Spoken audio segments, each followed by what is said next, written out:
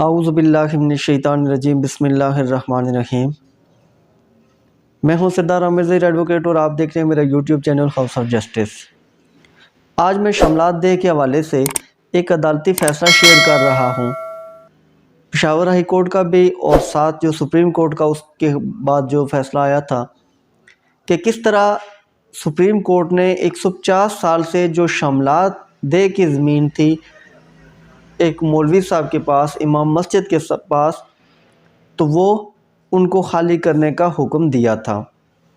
Case کی detail کچھ اس طرح سے ہے کہ ایک پراپرٹی جو شملات ڈے تھی وہ امام مسجد اس علاقے کے جو تھے ان کو دی گئی۔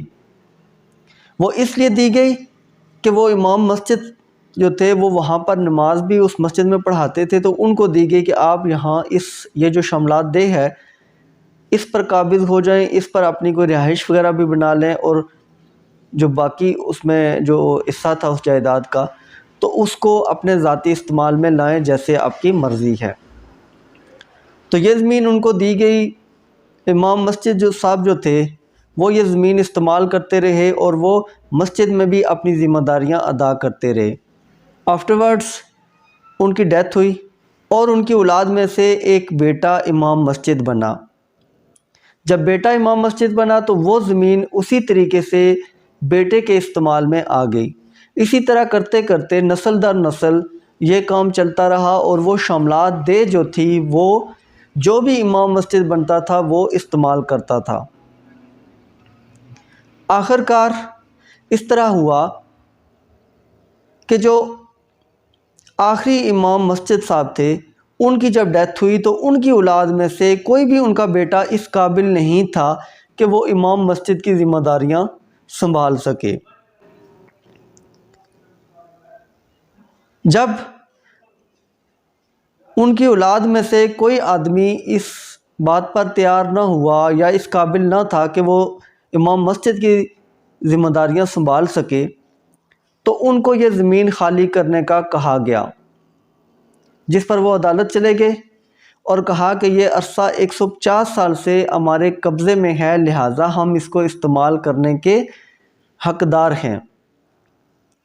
جبکہ جو دوسری پارٹی تھی ان کا کلیم تھا کہ چونکہ یہ شملات ڈے تھی اور ان کو اس لیے استعمال کرنے کے لیے دی گئی تھی کہ یہ مسجد میں امامت بھی کروائیں گے، نماز پڑھائیں گے، اور اس کے علاوہ جو بچے ہیں ان کو قرآن پاک وغیرہ پڑھائیں گے، اور مسجد کی تمام ذمہ داریاں امام مسجد صاحب کے حوالے کی گئی تھی، اس کے بدلے میں یہ ان کو استعمال کرنے کا حق دیا گیا تھا۔ اور اب چونکہ ان کی اولاد میں کوئی بھی آدمی اس قابل نہیں ہے کہ یہ ذمہ داریاں سنبھال سکے، تو لہٰذا اب وہ یہ پراپرٹی بھی استعمال کرنے کے حقدار نہیں رہے۔ یہ کیس پشاور ہائی کورٹ تک پہنچا۔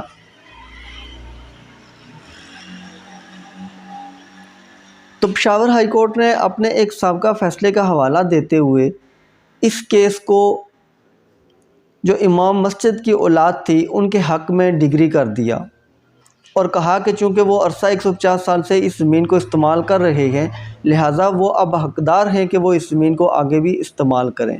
دوسری پارٹی اس فیصلے کے خلاف سپریم کورٹ چلی گئی۔ تو سپریم کورٹ نے جو فیصلہ دیا وہ یہ تھا کہ چونکہ جو امام مسجد تھے ان کو یہ زمین ان کی ذمہ داریاں جو مسجد میں تھی وہ ادا کرنے کے عوض دی گئی تھی، تو لہٰذا جب امام مسجد صاحب یہ ذمہ داریاں ادا کرتے رہے تو یہ پراپرٹی جو شملات ڈے کی شکل میں تھی ان کی اولاد اور وہ خود بھی استعمال کرتے رہے۔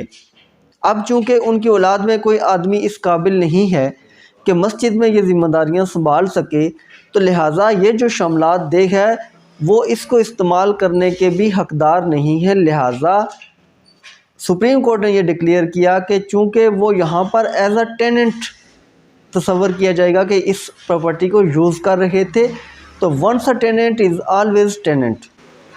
تو once a tenant is always tenant کے مطلب کہ جو آدمی ایک بار کرایہ دار ہوتا ہے وہ ہمیشہ کرایہ دار ہی رہتا ہے، وہ مالک نہیں بن جاتا۔ تو لہٰذا سپریم کورٹ نے امام مسجد صاحب کی اولاد کو یہ حکم دیا کہ آپ چونکہ یہاں کرایہ دار تھے اب آپ وہ ذمہ داریاں ادا نہیں کر رہے، تو لہٰذا آپ اس پراپرٹی کو بھی خالی کر دیں، اور یہ پراپرٹی جو اس علاقے کے رہائشی لوگ ہیں وہ استعمال کرنے کے حقدار ہیں، تو عدالت نے 150 سالہ قبضہ خالی کروا کر وہ اس دوسری پارٹی کے حوالے کر دیا۔ تو ویورز یہ تھی آج کی ویڈیو، امید ہے ویڈیو پسند آئے گی۔ اگر ویڈیو پسند آئی تو چینل کو سبسکرائب کرنا نہ بھولیے گا۔ اسی کے ساتھ اجازت چاہوں گا، اپنی دعاؤں میں یاد رکھیے گا۔ فی امان اللہ۔